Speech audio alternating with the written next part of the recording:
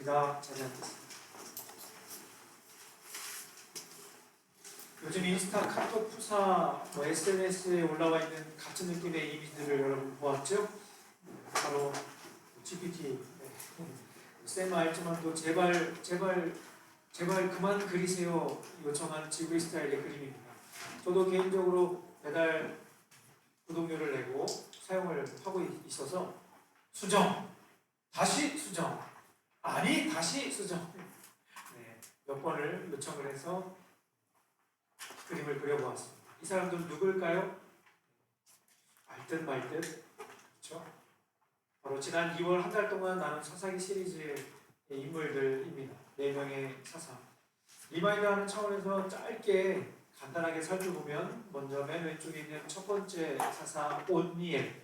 여러분 온니엘의 이야기 다른 건 몰라도 그의 이름의 뜻을 꼭 기억하자라고 말씀을 드렸습니다. 온니엘에서 하나님은 나의 힘이다.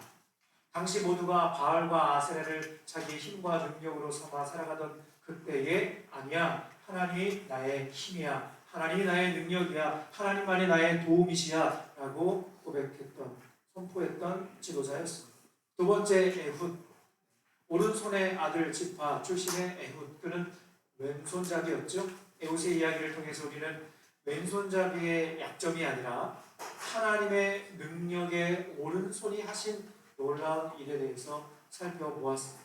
다음으로 드보라, 유일한 여사사였죠. 12명의 사사 가운데 유일한 여사사. 당시의 시대적인 어려움과 모든 한계를 뛰어넘어 사명을 감당하는 모습을 우리가 확인하였습니다. 하나님은요, 나이, 성별, 출신, 배경 상관없이 준비된 사람을 통해서 일하신다라는 부분을 우리가 함께 살펴보았습니다. 마지막으로 기드온. 여러분, 기드온 하면 기드온의 300용사. 당연히 우리 떠올리는, 잘 알고 있는 이야기죠. 그의 기드온의 300용사와 맞서 싸우는 미디안과 동맹군 무려 13만 5천 명을 무찌르게 되는 놀라운 전쟁, 이 역사, 이 전쟁은 하나님의 승리로 끝나게 됩니다. 지난 2월 한 달 동안 사사기 이야기를 마무리 지으며 여러분들에게 그런 말씀을 드렸던 걸 여러분 기억을 할 거예요. 하나님은요, 이해가 되지 않는 상황 가운데 이해가 되지 않는 한 사람을 통해 이해되지 않는 방법으로 일하신다. 여러분, 사사기의 주인공은 어떤 한 사람이 아니에요. 어떤 한 사람에 집중한다기보다 그 상황 가운데 하나님께서 어떤 놀라운 일들을 이루어 가시는가를 우리가 사사기 말씀을 통해서 확인할 수 있다는 것이죠.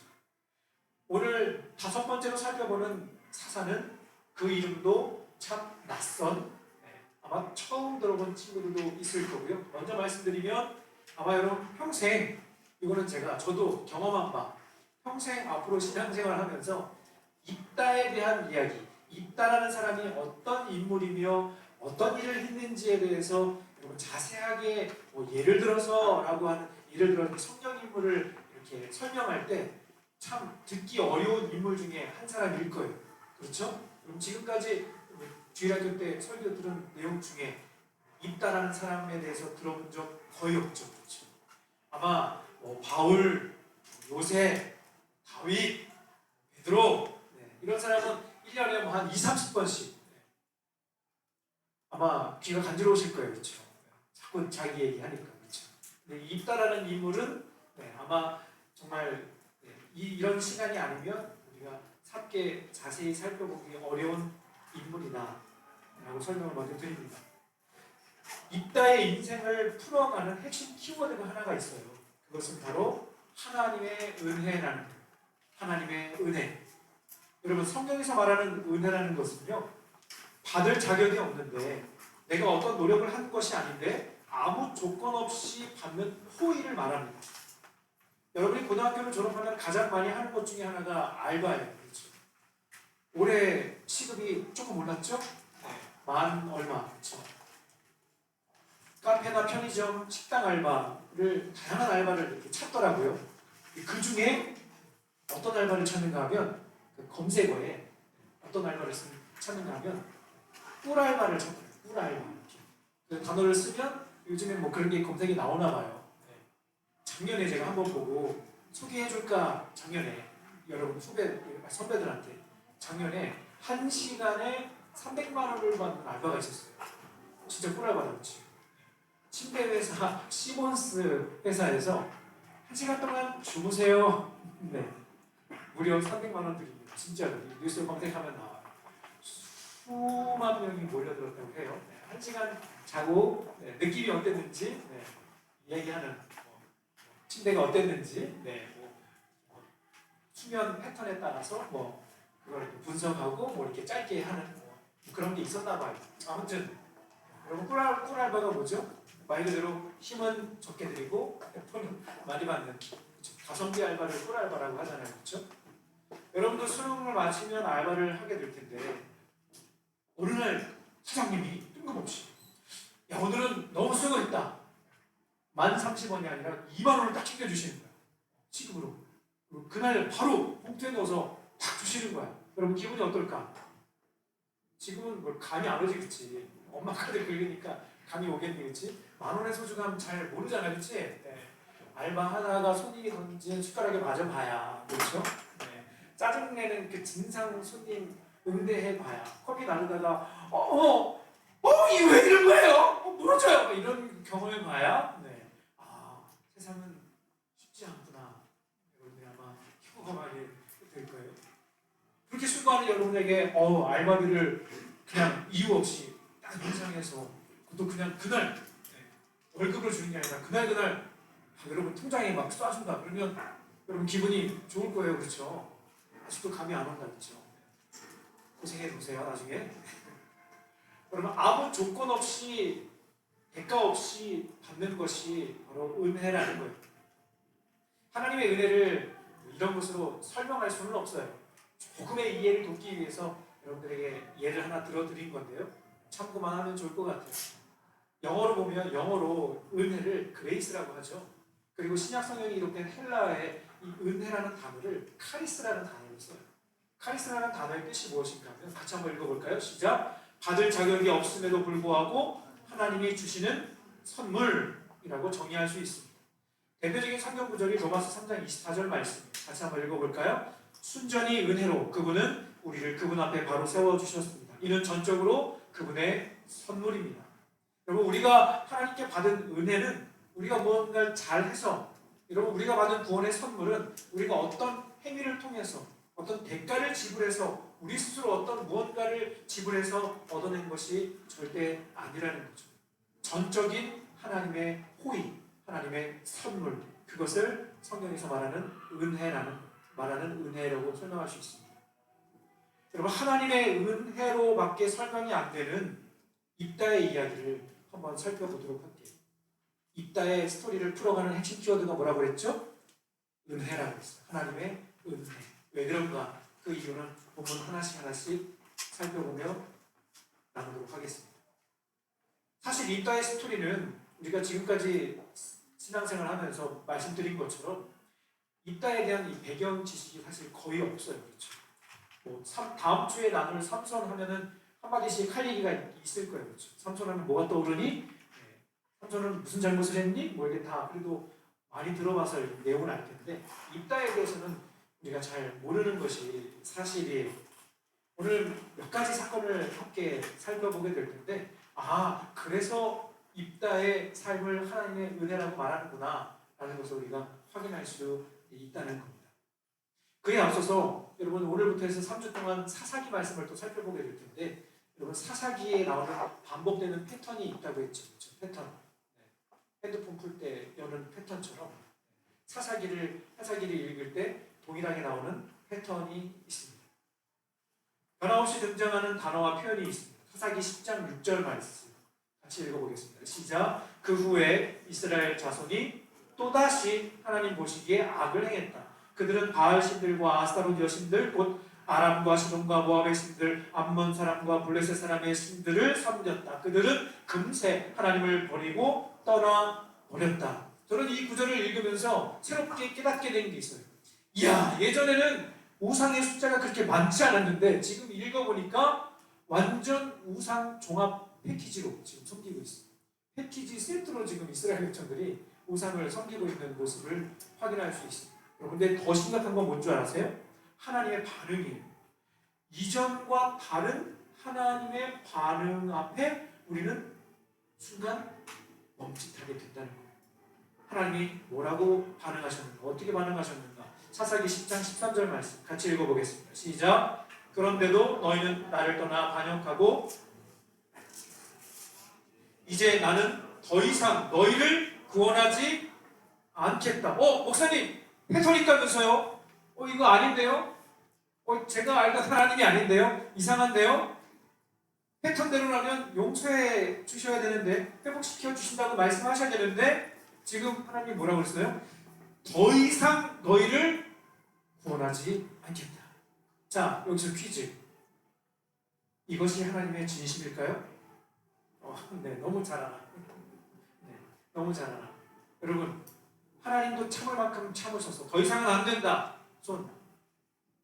더 이상은 안 된다. 아니다. 하나님 절대 그러실 리가 없다.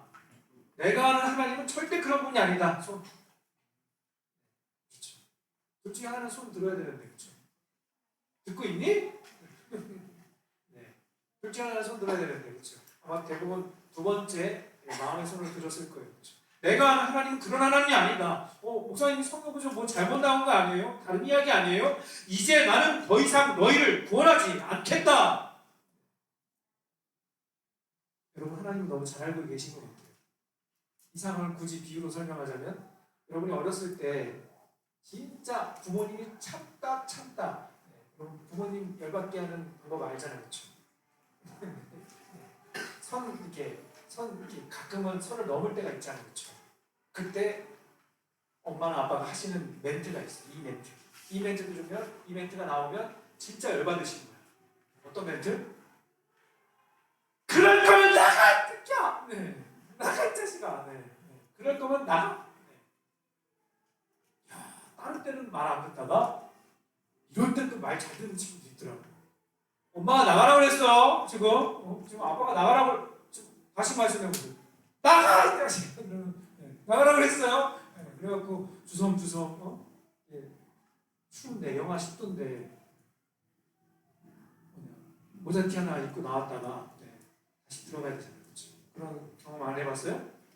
한 이틀은 버틸 수 있잖아요. 그렇지? 찜질방 하러 가고 PC방도 하러 자유롭다. 3일 이상 버틸 수 있어요? 네. 안 되죠. 그렇죠? 집 나오면 뭐예요?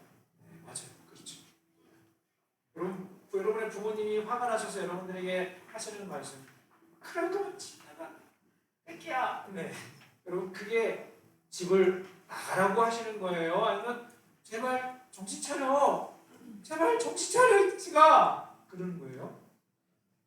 우리 시대 친구들은 전혀 지금 공감이 안 되고 있어요. 그런 말을 들을 그런 인물들이 아니에요.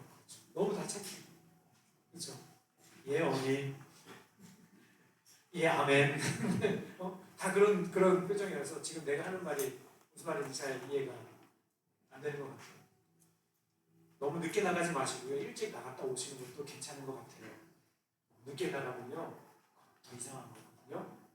대학생 때 집을 나간다? 그건 더 이상한 거예요. 그러니까 고등학교 때 한 번씩. 여기까지 하겠습니다. 아무튼요, 부모님의 마음이 진심이 아니라는 거예요. 그렇죠? 집을 나가라고 하는 건 정신 차리라는 거죠. 제발 정신 차리라는 거죠. 만약에 하나님의 마음이 전자라면, 첫 번째라면, 여러분 사사기에 더 이상 다른 지도자가 인물이 나오면 안 돼요. 그렇죠? 여기서 엔딩 크레딧이 올라가야 돼요. 주인공 하나님, 배신자 이스라엘, 배신자 친구 바알과하사, 이렇게 해서 엔딩 크레딧이 올라가면서 슬픈 이야기로 마감이 돼야 되는데, 하나님은 여기서 끝이 아니라 또다시 한 사람을 불러 보내십니다. 그의 이름은 바로 입다. 이름도 참 재밌다. 그렇죠? 입다. 사사기 11장 1절 말씀 같이 읽어보겠습니다. 시작. 길르앗 사람 입다는 강인한 용사였다. 그는 창녀의 아들이었고 아버지는 길르앗이었다. 여기서 우리는 입다의 출신 배경이 어떤 인물인지를 우리가 확인할 수 있습니다. 바로 개역개정에 보면 기생의 아들이라고 기록되어 있고, 메시지 성경에 보면 창녀의 아들. 일반적인 가정이 아니라는 거죠. 참 불운한 가정에서, 또 뿐만 아니라 다 읽진 않았지만 입다에 대한 이야기를 읽으면 이복 형제들이 있었던 것 같아요. 그런데 괴롭힘을 많이 당한 것 같아요. 왕따도 당하고. 그래서 심지어는 진짜 이 형들이 너 나가 뺏기야 해갖고 집을 나와요. 어쩔 수 없이. 입다는 다른 반항도 안 해요. 그냥 순순히 나와요. 집을 나가요. 그렇게 떠돌이 외톨이 생활을 시작하게 됩니다. 제가 앞에서 입다라는 인물이 하나님의 은혜로밖에 설명할 수 없다라고 말씀드린 첫 번째 이유가 바로 여기에 있습니다. 입다는 출신부터 사람들의 손가락질 받는 그런 환경에서 자란 인물이었습니다. 온니엘처럼, 여러분 온니엘 삼촌이 누구였어요? 네, 갑자기 질문하니까 그렇죠? 네. 눈 안 마주칠게. 그냥 이렇게 위에 보고 질문할게. 여러분 입다의 삼촌이 누구였어요? 입다. 온니엘의 삼촌이 누구였어요? 누구였어요? 갈렙. 네, 갈렙. 여러분 드보라. 여러분 드보라는 위대한 선지자이고 재판관이었어요. 나름 커리어가 좀 있었어요. 나름 내세울 게 있었어요. 그런데 있다 하면 너는 창녀의 아들, 그리고 버림받은 형제, 외톨이, 떠돌이 방랑자, 그런 삶을 살았던 거죠. 말 그대로 하나님께서 있다라는 인물을 사사로 부르실 만한 이유와 자격 조건이 정말 거의 없을 정도, 그런 인물이 바로 있다라는 거죠. 때마침, 여기서 때마침이라는 표현이 딱 적절한 것이, 하필 있다가 떠난 이스라엘 민족에게 위기가 찾아왔는데 바로 이방 민족 암몬이 쳐들어오게 됩니다. 그 사이에 이런저런 일들이 있었어요. 중약하고 있다가 그 전쟁에 앞장서서 암몬과 전쟁을 벌이게 됩니다. 그리고 어떻게 되었을까? 오늘 본문에서 읽은 것처럼 암몬이 두 손 두 발 들고 항복을 하게 됩니다. 다시 한번 오늘 보면 33절 하반절 말씀 같이 읽어볼까요? 시작. 이 암몬 자손이 이스라엘 자손 앞에 항복하였더라. 여러분 이 전쟁 역시도 말도 안 되는 일이었는데 하나님께서 입다와 함께 하심으로, 오늘 함께 읽은 본문의 말씀에 보면 여호와의 영이 입다에게 임하여, 그는 부족한 사람이었지만 여호와의 영이, 성령이 그에게 임하여 도저히 그 일을 감당할 수 없는 사람이었음에도 불구하고 전쟁에 나가 승리하는 은혜를 경험하게 되었다는 거예요. 기생의 아들이었고 형제들에게 버림받은 외톨이 떠돌이 인생을 살던 입다의 인생을 통해서 하나님은 하나님의 능력을 나타내신 거죠. 그런데 여러분 승리의 기쁨을 누리는 것도 잠시 또 다른 문제가 한 가지 발생하게 됩니다. 바로 오늘의 주인공 입다가 하나님께 약속을 하는데 성경에는 그 단어를 서원이라고 표현을 해요. 하나님께 서원을 했어요. 반드시 지킬, 내가 어떻게든 내가 죽더라도 이 약속은 지킵니다라고 하는 약속이 바로 서원인데, 어떤 서원을 했는가 하면 제가 전쟁에 나가 승리하고 돌아오면, 이건 하나님하고 거래를 한 거랑 비슷한 거예요. 승리하고 돌아오면 나를 맞이해주는 그 첫 번째 사람을 번제물로 바치겠습니다. 이거 말이 돼요? 이 내용도 이상하고 이런 서원을 하는 이 못난 자세. 왜 그런가 하면 전쟁이 끝나고 승리의 기쁨이 소식이 전해졌는데 누가 가장 먼저 나왔어요? 바로 그의 사랑하는 하나밖에 없는 딸이 나왔어요. 사사기 11장 34절 말씀 같이 읽어보겠습니다. 시작. 입다가 미스바에 있는 자기 집에 이를 때에 보라, 그의 딸이 소고를 잡고 춤추며 나와 영접하니 이는 그의 무남 동료라. 여러분 이 사건으로 인해서 만들어진 노래가 있다고 그러죠? 네가 왜 거기서 나와? 웃으시면 어려. 무슨 말인지 그렇죠? 그렇대요. 아무튼 왜 하필 사랑하는 딸이 춤추면서 소식을 들었으니까 우리 아빠가, 그 부족한 아빠가, 그 불쌍한 아빠가 전쟁에 나가서 암몬하고 싸워서 승리했대. 너무 기뻐서 소고, 지금으로 말하면 탬버린 노래방에서 이렇게 우후 이렇게 하는 것처럼. 네, 요새 노래방에서 탬버린 안 하니? 하니? 좋을 때는 하지, 그치? 이렇게 신나는 노래 이렇게 그거 하듯이 너무 기뻐서 그 주인공이 자기도 모르고. 물론 성경학자들의 해석에 다양한 해석이 있어서 정확하게 이 딸이 어떻게 되었는지에 대한 내용이 기록되어 있지 않기 때문에 그 내용을 우리가 정확하게 딱 단정 짓기는 어려워요. 중요한 것은 무엇인가 하면 입다의 서원은 지극히 불신앙적인 그리고 인간적인 생각의 결과라는 거죠. 그 이후로 방금 말씀드린 것처럼 여러 가지 해석이 있기 때문에 한 가지로 결론을 내릴 수는 없습니다. 여기서 우리가 입다의 삶을 하나님의 은혜로 설명할 수밖에 없는 두 번째 이유를 확인하게 되는 거예요. 실수투성이. 어떻게 이런 사람이 사사로 쓰임받을 수 있을까 싶을 정도의 일들이 계속해서 뒤이어 나오게 됩니다. 사사기 11장, 12장 이렇게 뒤에 내용에 보면 끔찍한 사건들이 많이 기록이 되어 있어요. 서로 찌르고 죽이는 사건, 그 중심에 입다가 있어요. 안타까운 사건의 그 핵심의 인물이 있다라는 것을 우리가 확인할 수 있습니다. 그럼에도 불구하고 하나님은요, 그의 실수와 부족함을 덮으시고 하나님의 하나님 되심을 나타내신다는 거죠. 저는 한번 따라해 볼까요? 하나님의 은혜는 멈추지 않습니다. 다시 한번. 부족해도 하나님의 은혜는 멈추지 않습니다. 말씀을 정리할까요? 여러분, 입다의 스토리는 여전히 우리에게 많은 의문점을 남기고 일반적인 교훈을 찾기 힘든 내용이에요. 그런데 제가 말씀을 준비하면서 입다라고 하는 그 인물의 이름의 뜻에서 작은 해답을 하나 찾았어요. 입다라는 이름의 뜻이 뭔가 하면요, 그가 여시다는 뜻입니다. 이 내용을 해석하면 모든 것이 막혀있고 닫힌 문과 같은 상황 속에서 하나님께서 다시 길을 열어주신다는 거예요. 여기에 굉장히 중요한 포인트가 있어요.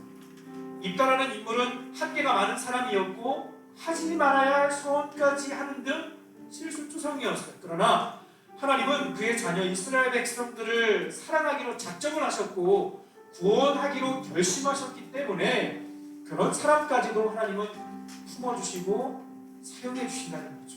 그리고 여전히 하나님은 하나님의 뜻대로 그 길을 열어가신다는 거죠. 참 아이러니해요, 그렇죠? 입다의 삶과 그 이름의 뜻, 그리고 눈앞에 나타나 있는 상황들, 우리의 부족함을 덮어주시는 은혜, 그리고 우리를 다시 일으켜 세워주시고 새롭게 하시는 은혜가 우리 모두에게 있기를 간절히 바랍니다. 특별히 여러분, 이 은혜가 필요한 예수님을 알지 못하는 복음을 전해야 할 여러분의 친구들에게 꼭 전해주었으면 좋겠어요. 그리고 이 자리에 초대했으면 좋겠습니다. 감동이 된 것은 여러분, 예배실 입고 들어오면서 예쁜 현수막이 걸려있죠. 그리고 여러분들이 직접 작성한 대신자들의 이름과 기도 제목을 어저께 우리 전도사님 그리고 선생님들과 함께 여러분이 작성한 그 스티커를 이렇게 떼서 부착을 하면서 내용을 봤는데, 와, 너무 감동이야. 어떤 친구는 친구 7명을 썼더라고요. 다 데리고 올지어다. 전도사 에버랜드 드려야 되겠죠? 정말? 한번 도전해볼까요? 네. 그거랑 상관없이. 그리고 어떤 친구는 할머니를 위해서 기도 제목을 썼고요. 우리 할머니가 아직 예수님을 모르시는데 예수님이 이렇게 해주세요. 또 어떤 친구는 교회를 떠난 친구를 어떻게 알았는지, 학교 친구 중에 교회를 떠난 친구가 있나 봐요. 그 친구가 다시 돌아오게 해달라. 그런 기도 제목, 자세한 기도 제목을 썼더라고요. 제가 보면서 감동이었어요. 그리고 잠시 기도했어요. 하나님, 우리에게 우리의 부족함을 덮어주시는 하나님의 은혜가 우리 친구들이 작성한 이 영혼에게도 임하게 하여 주시옵소서. 부족한 우리를 덮어주시고 우리를 하나님의 자녀 삼아주셨는데, 우리가 뭘 잘해서가 아니라, 우리가 하나님 앞에 어떤 무언가를 뭔가 잘난 것이 있어서가 아니라 그냥 아무 대가 없이 그저 받은 호의가, 그저 베풀어 주신 하나님의 선물이 은혜라면 우리 친구들에게도, 믿지 않는 그 친구들에게도 그 하나님의 은혜가 필요한 줄로 믿습니다. 아멘. 제가 오늘 주신 말씀을 마음속에 새기면서 다 같이 일어나 함께 찬양하고 같이 기도하도록 하겠습니다.